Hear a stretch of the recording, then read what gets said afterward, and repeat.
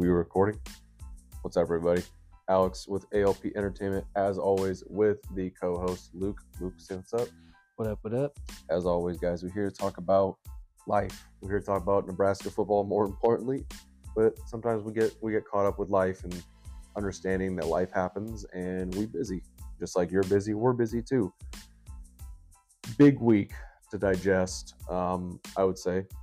We got hit hard with some pretty heartbreaking news with both our running backs going out for the year, with Irwin and Ramir. One of our strongest positions that we had, now has dwindled to one of our weaker positions. I did note that, that I was expecting Anthony Grant to carry a majority of the load going up into it, and that we'd have to call up some more practice players or scout team players, and it seemed to work. I mean, from what Anthony Grant showed, it looked like it worked. Yeah, it was, our leading rusher was Heinrich Harburg, our quarterback. We kind of probably expected that with just the lack of efficiency and stuff happening on the wide receiver end. And then Anthony Grant going second, and then they had a little bit of a dose of Emmett Johnson, the true freshman. He's got a little bit of potential and some skill you could see, but no, it was really, they leaned heavily on the quarterback run game and Anthony Grant. Some key pregame notes I took, and I noticed we did induct a new class towards the Nebraska Hall of Fame of football, and Taylor Martinez was one of them. Taylor Martinez, or T-Magic, I thought we took advantage of him, in my opinion. I feel like he's underrated. I thought Tim and Tommy Armstrong were very underappreciated. Obviously, you look at the quarterbacks now, more mobile quarterbacks, but I feel like Taylor and Tommy were such a good combo of that mobile quarterback who can launch the ball downfield. Yeah, our age group, you and me, we grew up watching Taylor Martinez, so seeing him being inducted into the Hall of Fame, that was a good sign. It was also funny to see that Adrian Martinez and Taylor Martinez met for the first time. Yep. Many of people and many of announcers have confused the two over the past couple of years. But it was good that they finally got to meet. Kind of similar quarterbacks a little bit. I think Taylor was way faster. Taylor was insanely fast. The problem was, remember, his mechanic was so far low. He looked like he was catapulting the ball. Yeah, and his ears were huge. Yeah, that too. I don't know if that caused anything. He was thin. He was thinner than I anticipated. He was a thin. Yeah, no, he was thin. He was good. He made the right decisions. He had some weapons to help at the wide receiver position, that's for sure. My business partner actually played with Taylor Martinez, BK. So, at the wedding? Yeah, so okay. Brandon Kinney, who played for Nebraska, he was sorry about that, guys. Someone's blowing up my phone. Brandon Kinney, who played for Nebraska as a wide receiver for a couple of years out of JUCO, played with Taylor Martinez. Brandon Kinney is actually my business partner for my nonprofit organization that I partnered myself with training the youth through speed and agility and just life with sports. Brandon Kinney married my wife and I, so that was super nice of him. That is a huge friendship of mine that I'm very happy that I met that man. He is a very powerful speaker. He's also a pastor now, so I can attest to that. I witnessed at the wedding. Dude, he is a very powerful speaker. That man does not need a microphone. But did you see that Adrian is interning at Nebraska as a business? I did. I saw he got a couple of snaps, a couple of plays for the Lions in the preseason. He was offered a spot for an XFL team, but he decided to intern at Nebraska, which I think is good because Nebraska was really good to him. Everyone loved Adrian Martinez and what he did for the college. He's a really stand-up guy. No one ever doubted the character of a person that he was. So seeing him back here and just enjoying the football game and getting back into Nebraska, that was really, really cool. Some bad news too. I don't know if you saw this, but Casey Thompson tore his ACL. Yeah, that's unfortunate. I know we're on record saying that we love Casey. I think that in a way, I saw his Instagram comments that he said that he felt like he was pushed out of Nebraska, and I hope that's not true. Is what I'm saying. I hope that's not true because I love Casey as much as I like Henrich Harburg, and Jeff Sims. I love Casey Thompson. I thought Casey was an amazing quarterback at Texas, and even here in Nebraska, I thought he was a really good passer. Yeah, he was really, really smart. He made the right decisions. He just lots of injuries plagued his career, and unfortunately, that's what happened at his new destination. And you feel for the kid because he's like Adrian Martinez, just a super stand-up human. One of our own. Yeah, and so you hope that he can recover quickly. And if he chooses to continue the path of football, we hope that he's successful in that. Otherwise, that he'll be successful in almost anything else that he does just because of how smart that he is. Maybe they'll give him a medical red shirt going into next year because it was only 2 games in. Yeah, so that would be like what, his 6th year of college football. I mean, with 6 different coaches. Yeah, with 6 different coaches. We already played the NIU quarterback was in his 7th year of college football, so it's not unheard of for that to happen. Speaking of NIU, would you like to talk about a little bit more about that game? The NIU game or the Louisiana Tech game? Oh, I'm sorry. Yeah, no. Yeah, I was like, we talked about Louisiana Tech game. Yeah. Yeah, no, you're good. I watched some of it. I didn't get to watch a majority of it because I was stuck at work, but I did get to watch some post-game news conferences, some highlights. I'll tell you straight off the bat, I thought we looked sluggish, and I also believe that we played down to our competition. I know Coach Rule wasn't super big on the effort and execution of majority of it. I know Nebraska history, especially in our lifetime, is we do play down to our competition or we play up to our competition. I know that, it was Louisiana Tech. Should have won this game. We should have won NIU, which we did, but it's 2 of those games that you're perceived to be the winner, right? You're supposed to win them. So, but that doesn't mean you can't critique it. Yeah, no, it was one of those games where you'd win, but also you don't feel super, super great about it just because you can see all the holes that are on the team currently. And it was tough. You knew Louisiana Tech was ranked near the bottom, like 125th out of 132 teams or something like that in pass defense. So if there was any chance for us to show that we can uncork the ball a little bit and have a little bit of a deep threat to go with our run game, this was the game to show it. We didn't do that at all. And so we've proved that there is no deep threat on our team. And we're going to really rely on the run game, the quarterback run game, the option, and the tight ends. And that's kind of what we saw last week in the game. It's unfortunate. I know a lot of fans like to see a healthy dose of the long ball and the run ball, but we have to work with what we have right now. And it made me frustrated at first. I've calmed down a little bit to realize that what our offense really is and what we can work with. And as long as we play to our strengths, I don't think we'll lose as many games as people may think, but boy, we have a lot of holes. I agree. I think a lot of the teams and their defensive strategy against us is going to be just stack the box, right? Because we are such a power run heavy offense, they're not going to have a too high safety. They're not even going to play their safety that deep or their corners that deep. They're just going to have everybody press man coverage and just say, hey, try to throw it deep on us. And I don't think we're going to be able to. We might get away with those, tight end sneak where Fedoni just sneaks his way out of the formation, which dump it to him quickly, or Harburg's just going to have to run the ball out of straight gun. I don't know. I just don't think that we're making it harder for the defense. That makes sense. It's going to be Harburg, Grant, Fedoni, and Kemp, and hopefully Washington if he can get the ball a little bit. But we only have so many playmakers and so many people that can get us yards. We even went out of our way this past preseason essentially of recruiting speed. I felt like Malachi Coleman, who's a big in-state kid.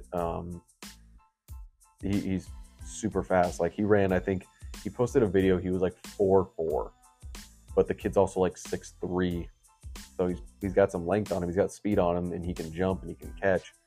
And then Jalen Lloyd, same thing, he can run like a 4.4, 4.5. I mean, they're both fast, and we're just not throwing it deep to them.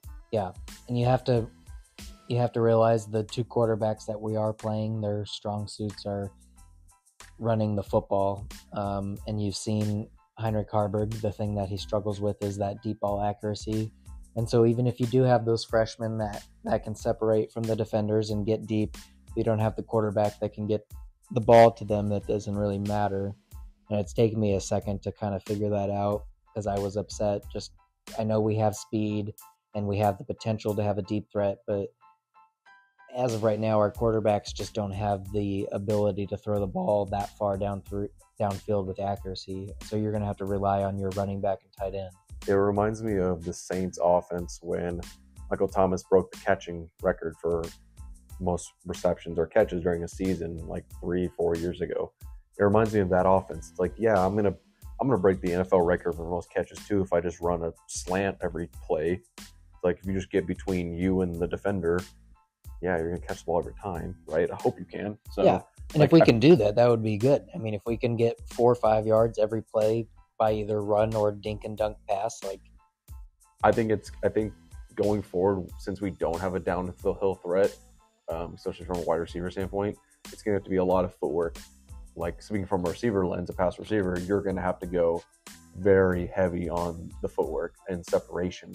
Being able to get that separation right at the line of scrimmage is gonna be huge. Yeah, that was one of the things that I was upset on Twitter a little bit about. Was I just noticed that our wide receiver room, even though we don't have as great of talent as we've had before, is the lack of separation between the defenders is pretty obvious, and the lack of production is even more obvious. And it can only fall so much onto the players before it starts to fall onto the coach. And I know Garrett McGuire is a young guy, about the same age as me and Alex, and he hasn't really had a whole bunch of time to prove himself. And so I'd like to give him more time to prove himself, but just, I mean, as of right now, from what I'm seeing, he hasn't really shown that he's advanced his wide receiver group that far, and it worries me a little bit. Yeah, dude. I don't know. Like, we both knew going into the season that we're going to be running back heavy. Like, that was obviously our strength. I had major concerns around Jeff's ability to throw the ball accurately. It's been very well stated on this podcast that he led the country in interceptions. Like, all 2 years he was at Georgia Tech. So he's consistently been this, and they rolled the dice on thinking that they could fix him, and it's unfortunate that he had the injury, but so far they haven't been able to fix him. I will say though, like, going into the game, I do appreciate Rule saying that, like, I'm not going to tell anybody the starting quarterback until kickoff, because then it's like you're keeping it a secret. And it's from the business side of my brain, it's letting people tune in more, right? Like, you're going to get more people to tune in because now you're like curious, like, oh, who is starting for us? So that was a good, like, I guess, poker play essentially. I honestly couldn't tell you who's going to start, because I know Heinrich Harburg wasn't healthy enough to finish the game, and Nope. Jeff Sims hasn't been healthy. He didn't look good in that one drive that he took when Heinrich lost his helmet. Now, that a whole nother story about how that pissed me off is where Jeff Sims goes in. We know he has a high ankle sprain, and they run a quarterback run play for him in the one play that he goes in. That's a coaching malpractice. That's stupid. I wonder if they did it just to test his ankle, though. Yeah, but you just got to be, like, you don't have many more options. And so for him to come in and that's the one play that you draw up, that makes me a little upset. The other thing, you can tell me if I'm completely off base here, but I know Matt Rule just emphasized from day one on how he wants player health, player safety, and he emphasizes on the lifting and the stretching and the and the food and nutrients and stuff to make sure that his players are the healthiest they can be. We have lost so many players so far this year to injury, and you can say that it's freak accident. I don't know. I think that also it could be part as they practice all week on grass, and then they go on Saturday and they play on the turf.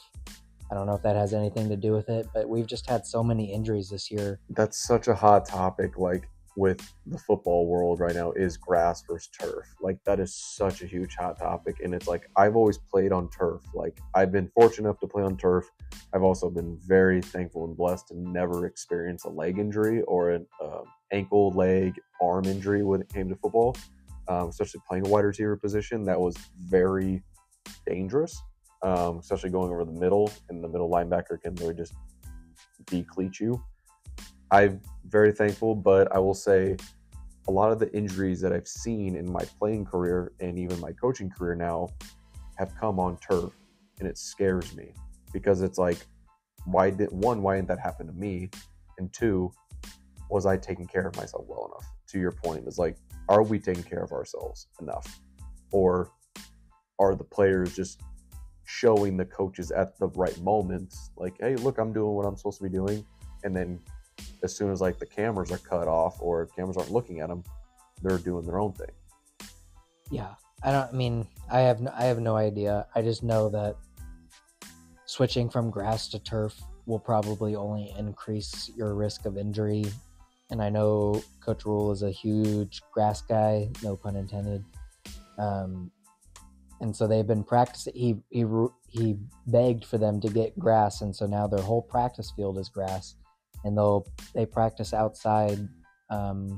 He's on record saying they'll practice outside until they physically can't, with lightning or snow or whatever it is. And so just practicing all week on grass and then going Saturday night to turf. I don't know if that has anything to do with it. Just seen a lot of injuries, and Nebraska's already in a position where they can't afford any mistakes during the game, regardless if they want to win. And if you're already losing players, then that's just going to make your chances of winning a lot less. I do think that Harburg is our guy going forward. I think, like, I hate to say it, but I think you have to eval the quarterback week to week. Like, I feel like, I know that's weird to say because it's like Harburg's got you back-to-back wins, but, you know, it was 2 easy wins, essentially. It was 2 petty teams that we should have beat. So do you put Jeff Sims back in? You know, here's the question is, like, some of the Twitter comments I was reading was, if you put Jeff Sims back in, fans are going to boo him. If he does something bad, yeah. I don't know. I read it as they're going to boo him as soon as he takes the field. Like, as soon as he gets under center or gets behind the center. Like, they're going to boo him. I don't know if that's true. I don't know if we would do that as a fan base, especially how, like, Nebraska, like, loves their football so much here. Like, I just can't see them doing that. But it wouldn't surprise me. I also think, like, Harburg just embodies the, like, Husker football, like, traditions, culture, everything that Nebraska stands for and is known for.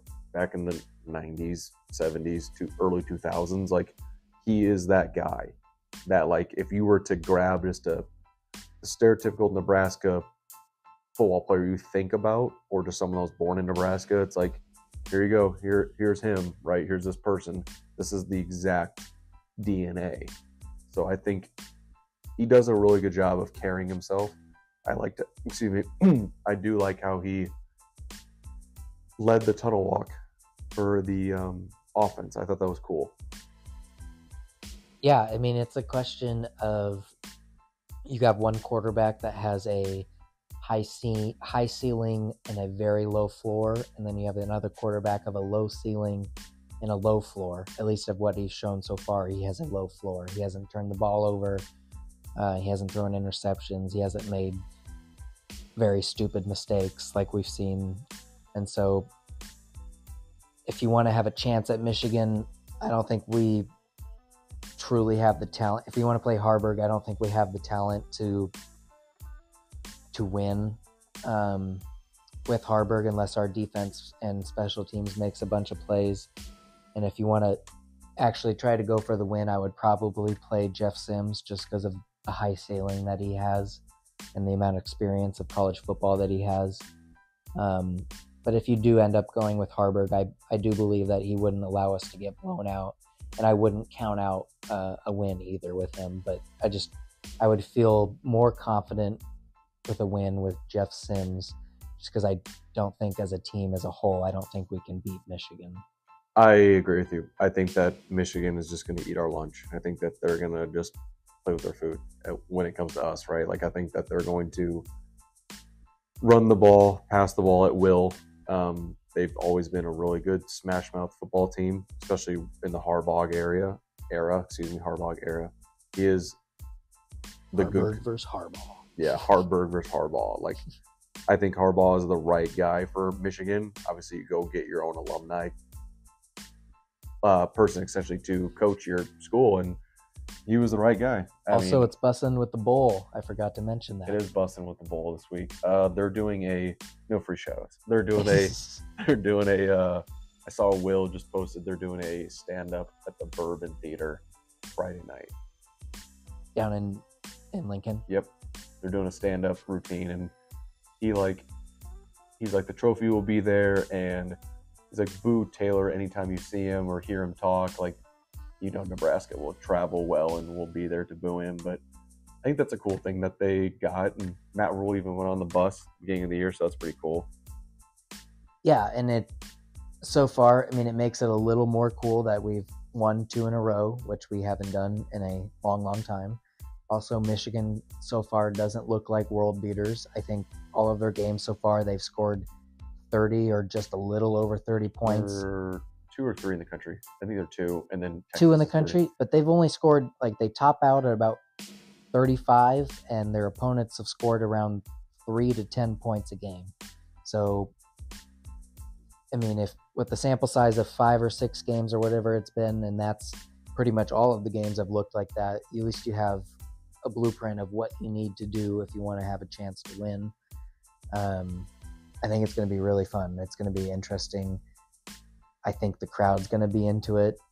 I think it's going to be huge. And do you think we'll storm the field if we win? Oh, absolutely. You think we're going to tear down the goalpost? I think they're cemented in. They would be very tough, but doable. We're pretty fat here in the state of Nebraska, so nothing's impossible. Just take it to the river like they did in Kansas. No, it'll be good. I'm not expecting to win, which is kind of fun when you don't expect to win, and if you do win, it's really, really fun.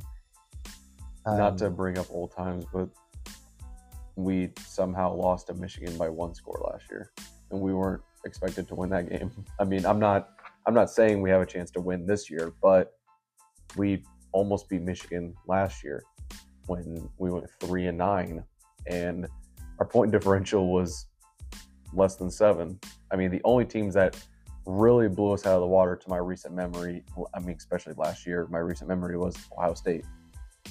Ohio State wrecked us, and it was not even close. Oklahoma kind of did a little bit, but I think we came back. But no, dude, I thought Michigan, we stood in there with Michigan, but obviously times have changed.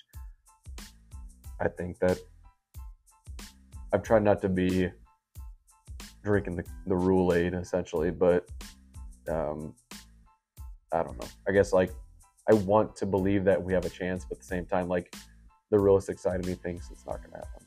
No, I'm just in there. I'm just going to be watching the game for fun, and if we win, that's going to be fantastic. I'm not expecting to win.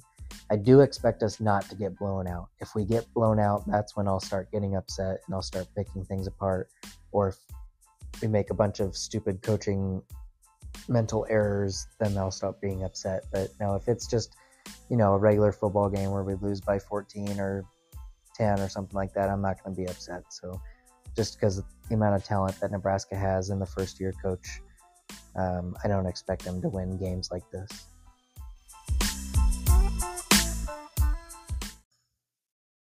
So I didn't get to watch much of the first half. Like I said, I was busy with work, but the one play I got to watch, and I'm very happy I got to watch it, was the fake field goal. That made me very happy. We went for it. We converted it. I'm a fan of fake punts. I'm a fan of fake field goals. The fact that we converted it and got the first down was big. I don't know whose decision that was, but kudos to you, and I really hope we pull. I think we have to pull out every single trick against Michigan. Like I think we will too. They said that Ed Foley had used that. So Coach Rule and Ed Foley, the special teams coach, have been together the longest out of all of the coaches on the team. Coach Rule in the press conference said that he has used that play before. He couldn't remember when, but it's been a while since they've used that play. And I know you said you were happy. I don't think there was anyone else happier about that play than Timmy Bleekrode. If you saw the replay of him running the ball, he was straight cheesing. Once he stood up with the football and tucked it and run, it was just straight cheesing all the way until he got tackled. It was pretty funny, honestly, to see. I'll stay on the special teams, man.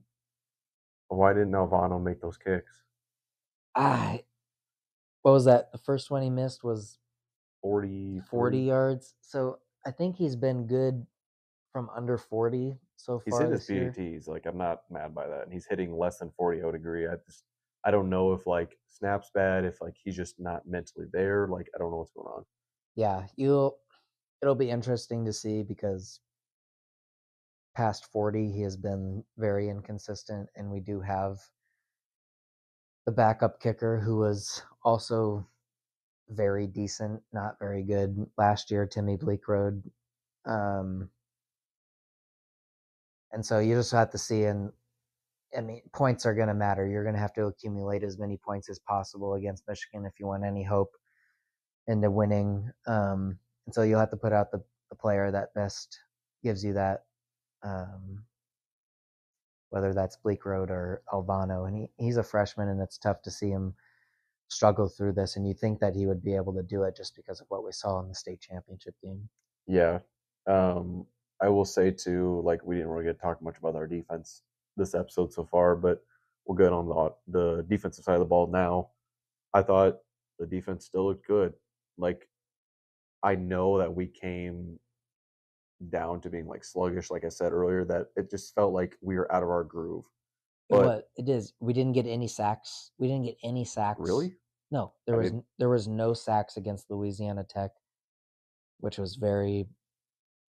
I mean, our defense still held up, and we did fairly well, but to have no sacks against Louisiana Tech compared to the other teams that we faced so far this year is slightly concerning because you're going to need to at least pressure the quarterback a little bit against Michigan.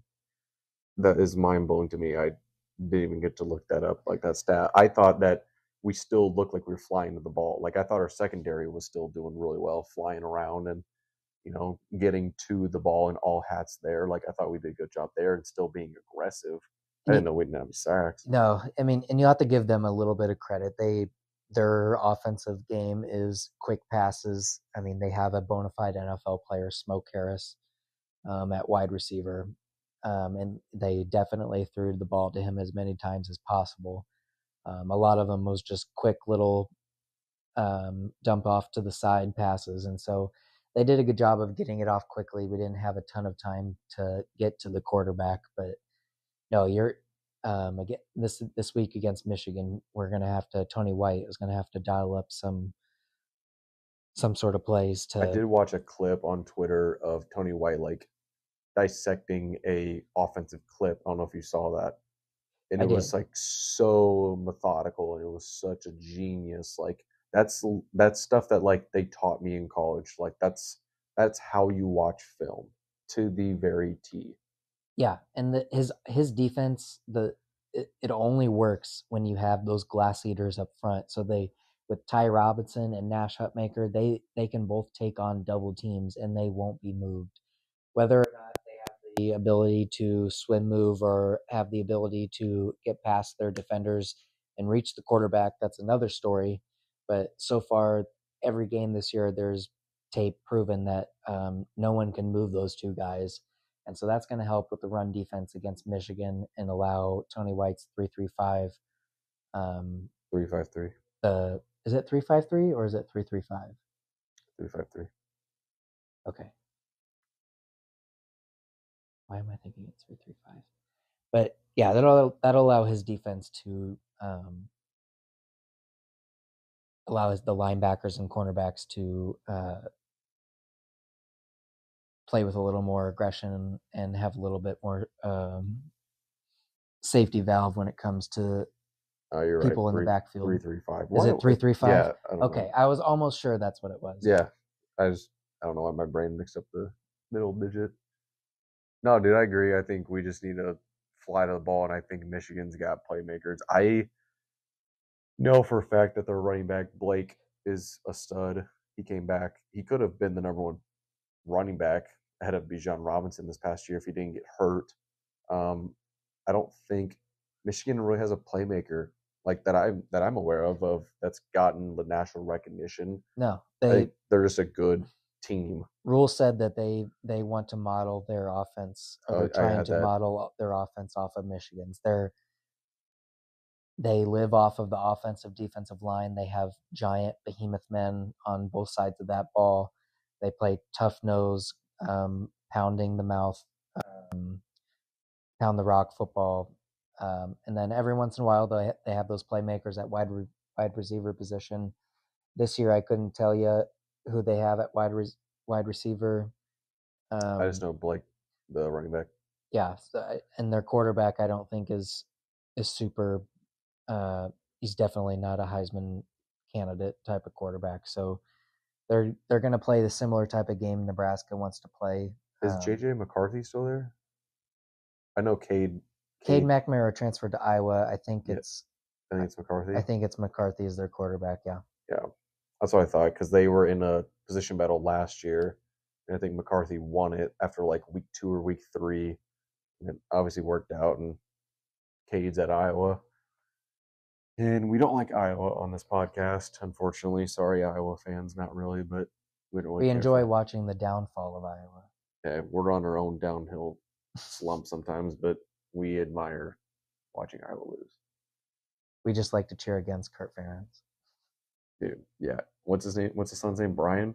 Brian, yeah. The whole family tree is on the coaching staff, so I don't really know what they're... Yeah, I don't know. I could care less what they're doing over there. Fine. As long as we beat them, I don't care. Yeah. I will say, to add to your point earlier, that I did watch Rule's interview about how he said, like, Harbaugh is like the blueprint of rebuilding a team, essentially, and just being a coach. He said that he spent a lot of time with him at football clinics back when he was at Temple.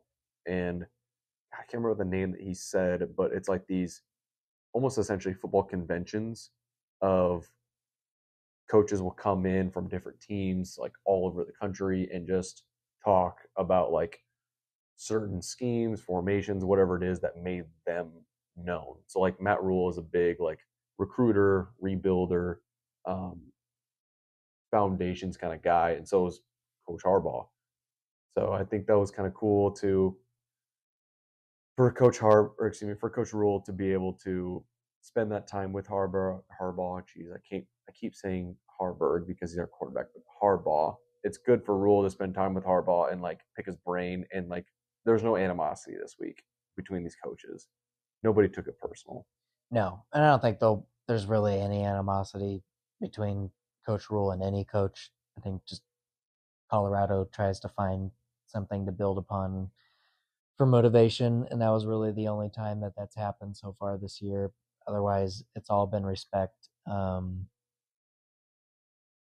between the two coaches of Nebraska and the opposing team. I mean, Rules. That's kind of what Rules' game is. He builds relationships. He doesn't burn bridges, and he doesn't hesitate to mention how many times he's talked to Bill Belichick or Christian McCaffrey.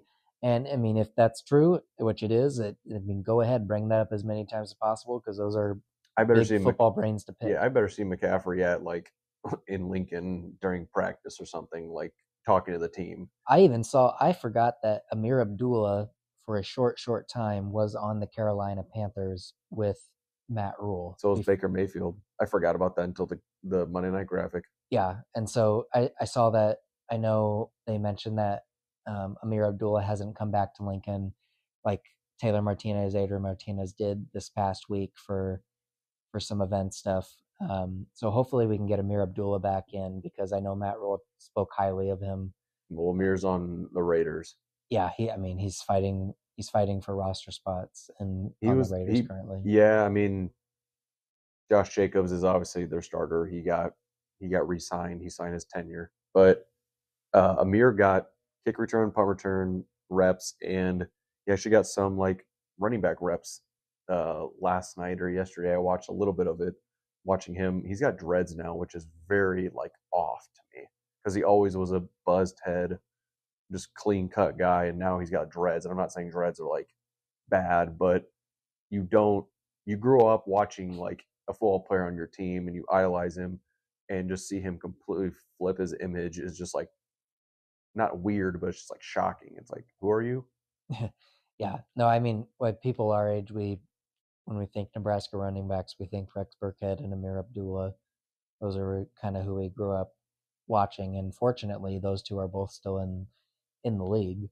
Yeah, very thankful.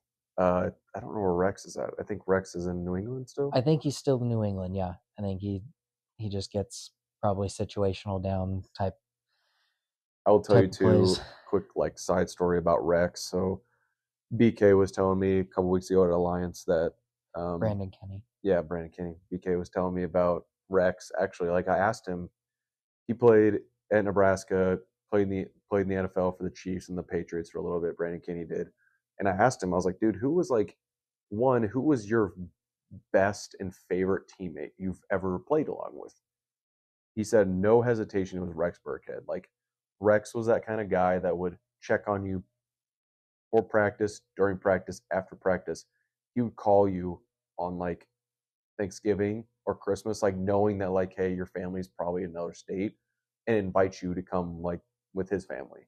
Like Yeah. Rex is that guy. So that's like, it makes me feel good that, we recruit these really good humans and not just talent. No, I think you're spot on. I was about to say that. I think a lot of Nebraska's most talented players that we've had, they've all been fairly upstanding, human beings. I can't speak so much on the '90s players.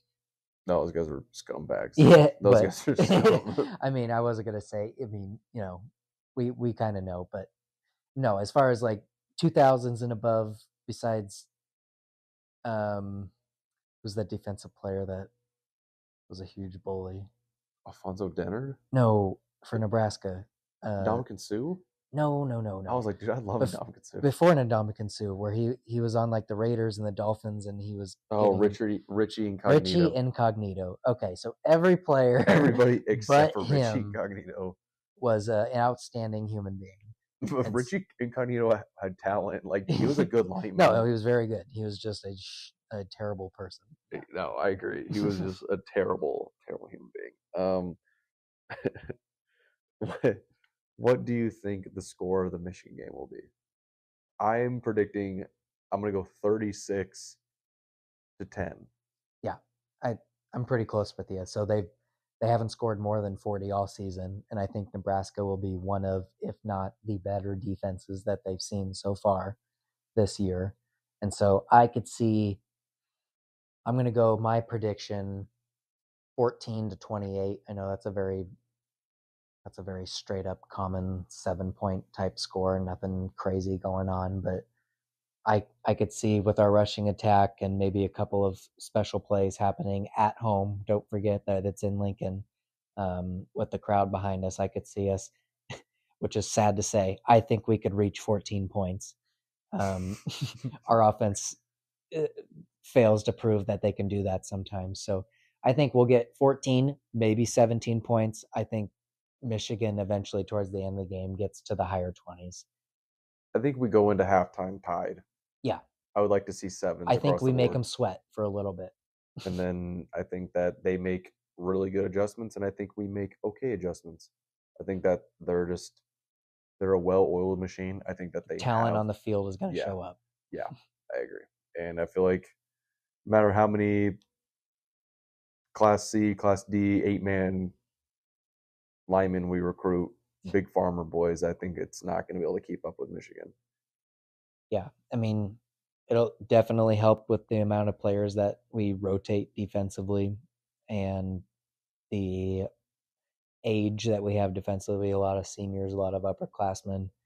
But yeah, no, I think you're right. Just the talent and the sheer strength and size of Michigan will eventually wear us down towards the end. I'm glad that we played them at home. Like I know we played them at away last year, but I'm glad we played them at home. I think what I'm actually gonna do is I'm gonna try to reach out to BK and see if he can get me to meet Will, because he and Will Compton talk. They're in a group chat, which is funny enough. They're in a group chat of everybody from that 2012 team, Well, which is yeah, like Kenny Bell, Westerkamp, T Magic, Rex, him, Will, Levante. Like Levante is there. Levante David gave my nonprofit organization Alliance a game worn signed jersey that we gave away at our last fundraiser. So they talk like constantly. So I didn't want to be that guy and be like, hey, but I love BK to death and he loves me and my wife and I love his family to death too. And I think that if I really wanted something from that, I'd be like, hey, is there any way I could meet Will? Like he'd be like, yeah, absolutely. He'd be like, that's the easiest thing for me to do. just But step on that bus would yeah, be life changing. even though it's just a school bus that I've been on hundreds of times, I think that school bus is different. Yeah. No, I'm excited. I think I'm excited to watch and follow all of the Bus and the Boy with contents. It's gonna be heavy this week. I feel like because of the quote bus and bowl. Yeah, what I mean, the two guys that star in the podcast are a Michigan guy and a Nebraska guy, and they're both very very passionate about each of their schools, and so it'll be fun to watch them follow up to that and see if they can get any of the coaches involved in their interviews or any of the players. Just see what the school allows them to do, because they'll do as much as they possibly can until. I bet you do. What's gonna happen is because it is in Lincoln. I bet the boys get to do a tour of the new facility with Coach Rule. Oh, absolutely, Like yeah. I think that's like the minimum And that we're gonna that, do. I mean, as fun as this sounds, it's going to be very. Trev Alberts has to know that this will also be beneficial for the team. Yeah, Young high schoolers, young recruits, they follow Bussin' with the Boys. They know these guys by name and they recognize them by face. And to see them hype up Nebraska and their facility and give the tour and stuff like that, it's only going to help the university. I agree. You know what else is coming up? What's that? Nebraska basketball. Ooh, let me clear my throat. Now, I'm excited. Now, they're not going to be amazing. I don't think Nebraska basketball will ever be amazing. However, this year we have the Is our deep. year. Yeah, no, I won't say that. This year we have the deepest team that we've ever had at all positions. Other years we've been deep at some positions and very, very thin at other positions. This year we have multiple upperclassmen playing with multiple college basketball experience. We have probably eight to nine guys that could start on the team.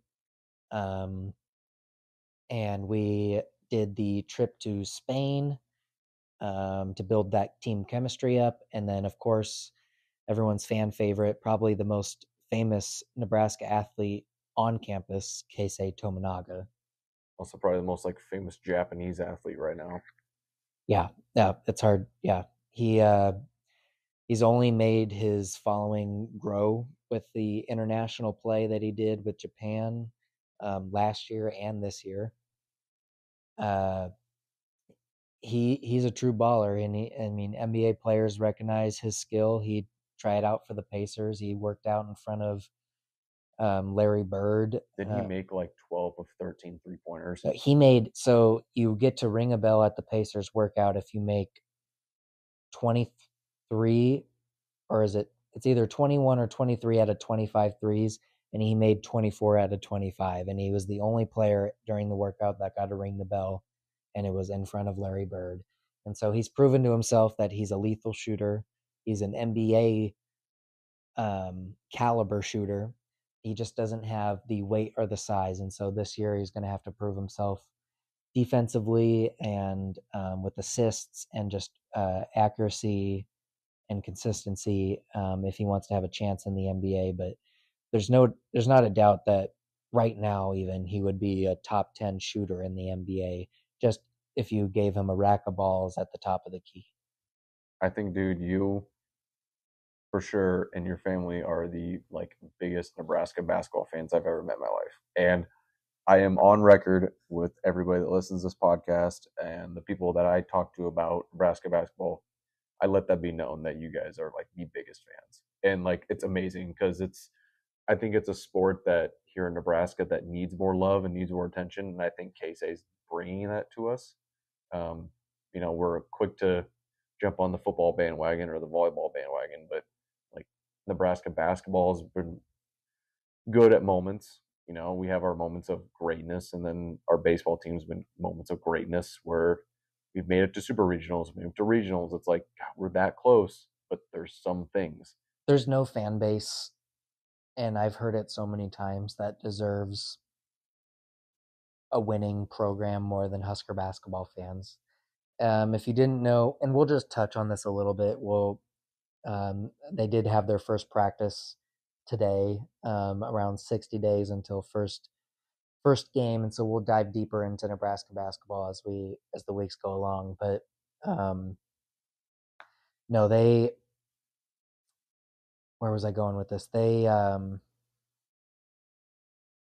just started practice, and where was I going with this?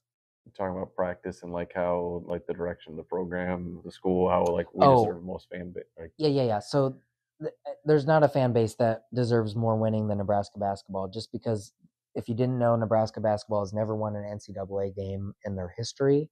Came close. They've came close many times. They've even been a 5th seed, I believe. I wasn't born yet, but early in the 90s, they were even like a 5 or a 4 seed in the NCAA tournament. Still lost first round. Now, 2014, they did make the NCAA tournament. That was the last time they did. I traveled down to Kansas City I traveled down to San Antonio to watch them play Baylor and get their ass kicked. If they had won, they would have played Creighton and probably also would have got their ass kicked. But that was the only experience I've had for Nebraska basketball in postseason. And I'm telling you this year that I feel like, now I'm saying that we're not going to be super great, but I feel like just as a team, we're going to be a super solid team, with the depth and defense first type of mentality and just the athletes we have on the floor. This is our year. This is our year. This is our year. We'll see. We got homegrown Isaiah Alec. His sister also plays on the volleyball team. She's one of the stars for the volleyball team. I just miss Coach Trueblood. Trueblood, yeah. He's a assistant coach for Hawaii basketball right now, which is pretty insane to think about. Considering he was like one of our backup point guards that came in and just balled out and became a fan favorite. You'll learn to know that I know just a bunch of random facts about Husker basketball and their players. We'll dive deeper into that. I could tell you where every player is from, what year they are, how old they are, and what they're good and not good at. And so we'll definitely get deeper into that. I know you're very excited to hear about Nebraska basketball. No, it's fine, man. Like I said, it's definitely a sport that I didn't really care too much about here in Nebraska until like I kind of like you and I became like way closer as friends, and we've been following it. Like I think you're the person that got me into it. They pack the Volt. The fans, like, they know their program isn't that good, and they come and support every single time. And so it's kind of the opposite of Nebraska football, where once we start sucking, fans will get upset and they start getting pissy and they don't want to support or something like that. Whereas Nebraska, we haven't had that success yet. We've never been. So you're packing the 20,000 people into a arena. That's what it is. Yeah, I mean we constant though. We haven't had the greatest. We'll end pretty quickly here. One of the greatest sports experiences I've ever had in my life, professionally included, is No Sit Sunday versus Wisconsin, Nebraska basketball. I've never ever been a part of something even remotely close to that, where everyone in the entire stadium was standing up for the whole game. We were playing a top 10 team. We win. We storm the court. It was something I'm never going to forget. And that's kind of what you get with Nebraska basketball, is they're never that good. And so you do get a lot of court storming opportunities. I have probably stormed the court 4 or 5 times as a Nebraska I have basketball not fan. once, so hopefully I get to. I have a screenshot of me facing the opposite direction on Sports Center when we upset Texas. Wow, I did not know that. Yeah. That's pretty cool. Yeah, I think we're at a good point, man. I think it was a good episode. I hope you guys, everybody listening, enjoys this episode, enjoyed it. We did give you a little taste of what we are going to dive deeper into once the season gets started with the Nebraska basketball and just kind of our thoughts on Nebraska football. So I appreciate y'all. I really do. Give us a share, give us a like, tell everybody, tell your friends, tell your dogs, tell your cats, tell your animals, whoever you need to tell to let them know that ALP is on the rise. Luke, you got anything for everybody? No, I think we covered a lot of it. Just cross your hearts that Nebraska doesn't get murdered on Saturday, and we're excited to get back to you and cover that game and see what we see, and digest a little bit more into some other stuff, and definitely into some more Husker football. All right, y'all. Peace. Peace out.